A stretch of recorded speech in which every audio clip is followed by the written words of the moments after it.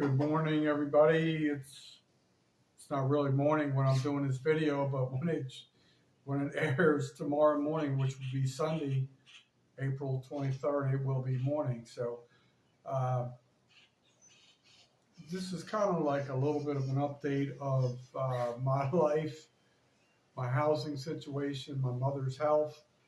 Most of all, it's going to be mostly about her health and all my gray hairs. I'll be giving myself a self haircut, which never looks pretty.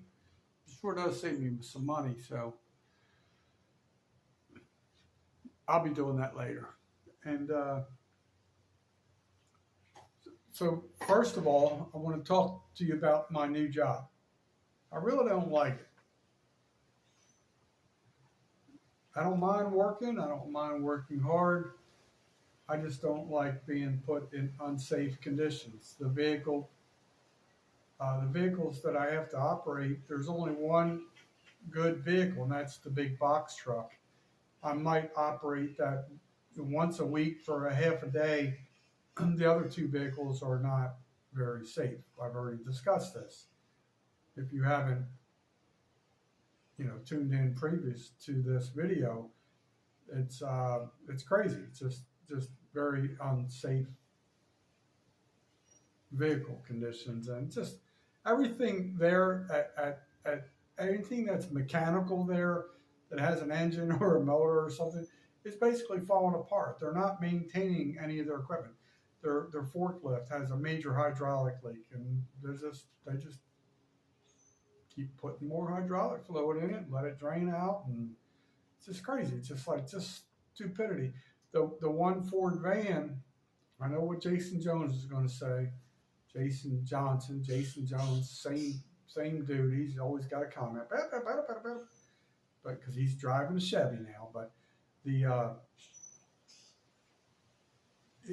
that thing is a piece of junk. It used to be from what I understand, it used to be part of the Collier County Sheriff's Department fleet, and they got rid of it. But there is this is so comical. The things wrong with that vehicle. At least that vehicle has good tires. That's pretty much the only good thing on that vehicle. All the all the quarter panels, the doors, there's bends and you know parts are flapping when I'm driving down. It's just crazy. It's just ridiculous. But there, when you open up the driver's door, there is no panel there. It's just all open and exposed. The window is half down, and it's propped to stay up in that highest position, which is half down, by two ink pens. Come on, man! Like then, you know, I'm driving that vehicle around, and I noticed that the driver's side windshield wiper is attached with a zip tie. Like, all right, that's what I'm working with here. So I'm, trying to keep getting paychecks, but it's really hard when there is no standard for safety in life of the driver, would be me. So it's very difficult. So then, as I mentioned previously, on my first day when I went there 2 weeks ago, it'll be 2 weeks ago uh, Monday, and this coming Monday, I go there and they pretty much like there was no training process whatsoever. Wasn't too thrilled about that. They pretty much just give me the keys to the van and a whole bunch of deliveries and don't explain any of their paperwork, nothing. It's just go. So the first couple of days, it was like a crap show. But I kid you not, I was there for maybe 15, 20 minutes. I pulled the van around back. So they told me they wanted me to load some cases of copier paper. They generally weigh about 50 pounds a piece. No, I've dealt with that before. I can do that. And I noticed that the right front tire is completely bald. Then I looked at the other tire, and it's a little bit better, but it's not good. But you can tell there was a wheel alignment problem. So I mentioned it the first week every day. Every day I mention how unsafe that vehicle is, And they said, yeah, we know about it. We're scheduling an appointment. Basically, you're just putting it off, until something bad happens. So this is Wednesday. I'm out doing deliveries. I'm probably on my third stop at a location, and the starter goes out in the van. I'm like, all right, not too thrilled about that. Then I call into the office, tell them what's going on. They send another technician out. The technician that works on copiers, not like a mechanic.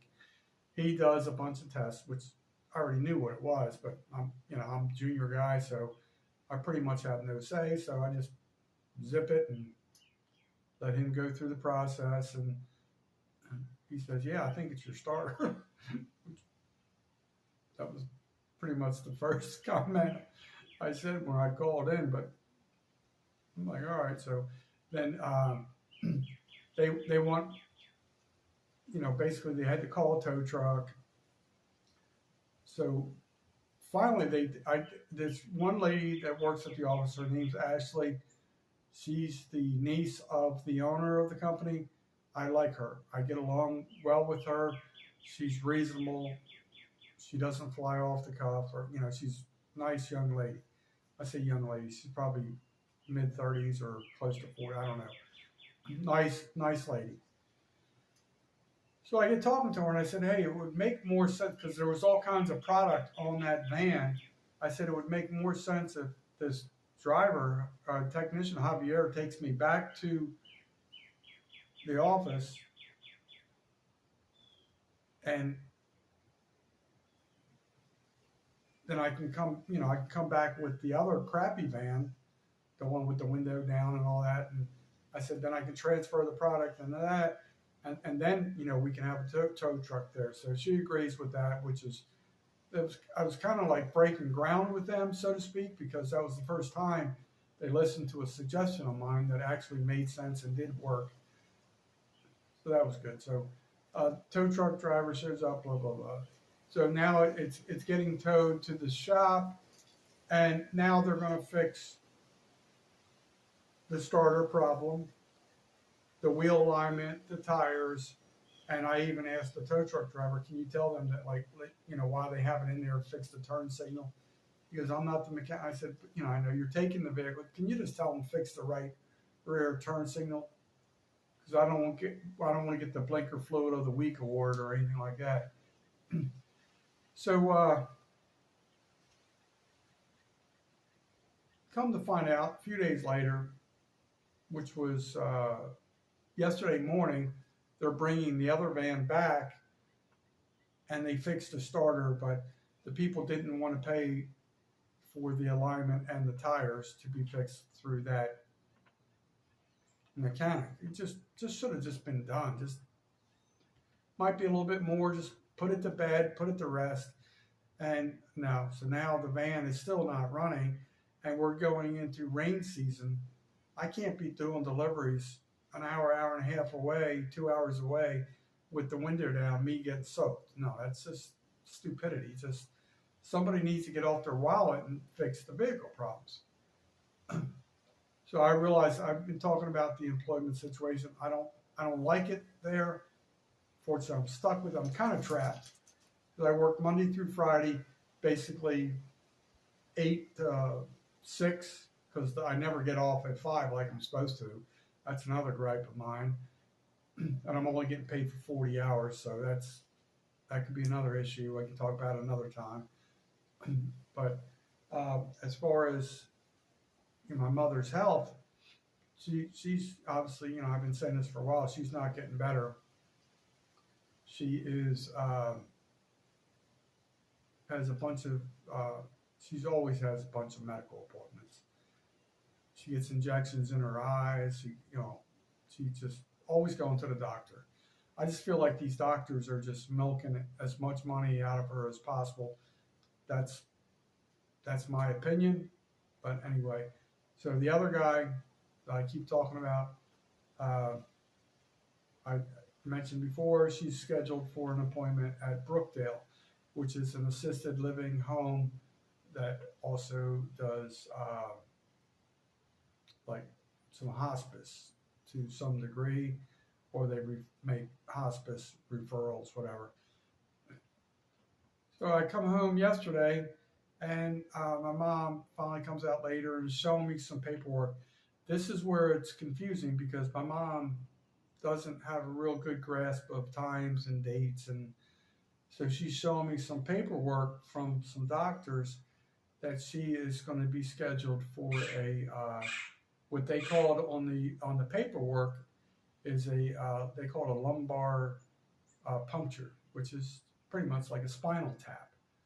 That's supposed to be very painful, very painful. And there's many things they can test by doing a spinal tap of the fluids. A lot of it, I'm sure in her case, it's going to be related to the brain and different conditions of that nature. So, I mean, you got a lady who's 89 and a half, already living like not high quality of life right now. And now she's got to go get this painful procedure done.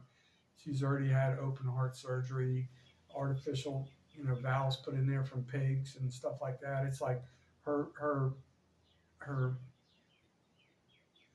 how do I want to say this? Her desire to live is like way greater than mine. I don't know how you can go through all the things medically she's been through. And in case you're a new viewer or whatever, she doesn't smoke. She's not obese. She doesn't. The only drug she does is all the crap that the doctors give her and stuff like that. But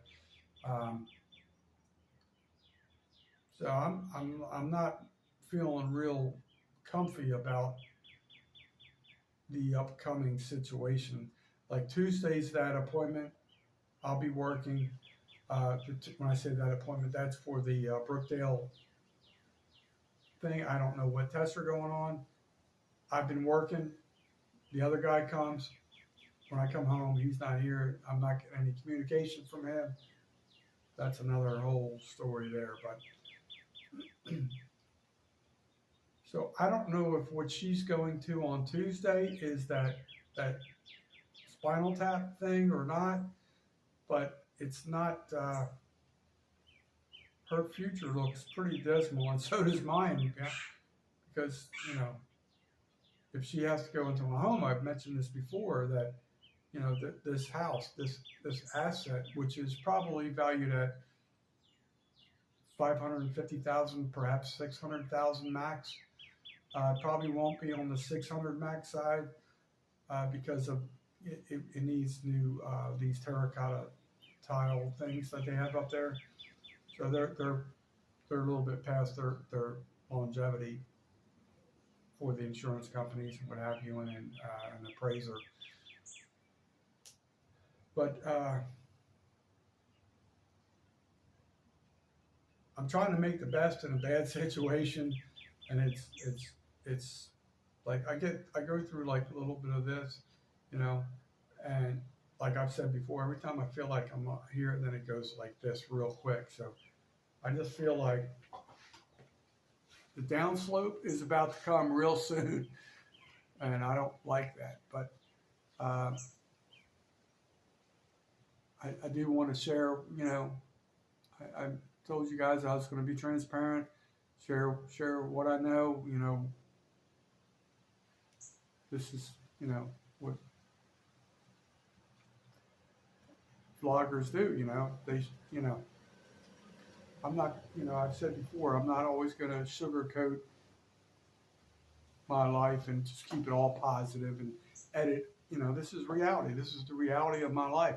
This is what I'm going through. I don't like it, but it's reality. It's just, so I keep trying to hang on for something positive to happen. And I know it's probably not going to happen.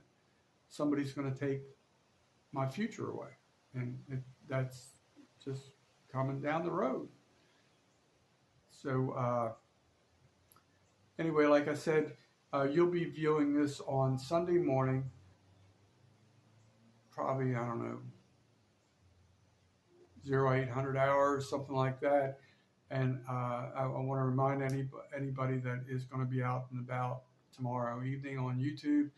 JJ Drones has a real big special event going on. You have to be a already registered subscriber to participate in his event.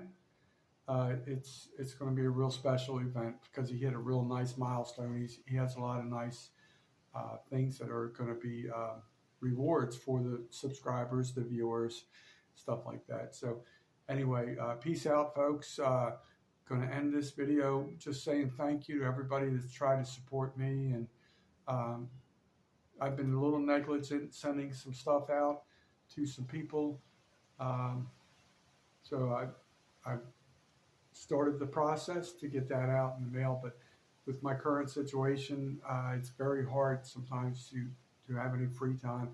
But I'm planning to get some stuff out in the mail very soon to some special people that have been supporters of my channel. I don't know why I always do it. Like, I guess when I get nervous, I think about, I start doing this, or, I have all kinds of mannerisms that I do. But anyway, peace out, folks. Like Ken says over there at Lone Cowboy Adventures, take time to talk to a stranger today. It could change their life.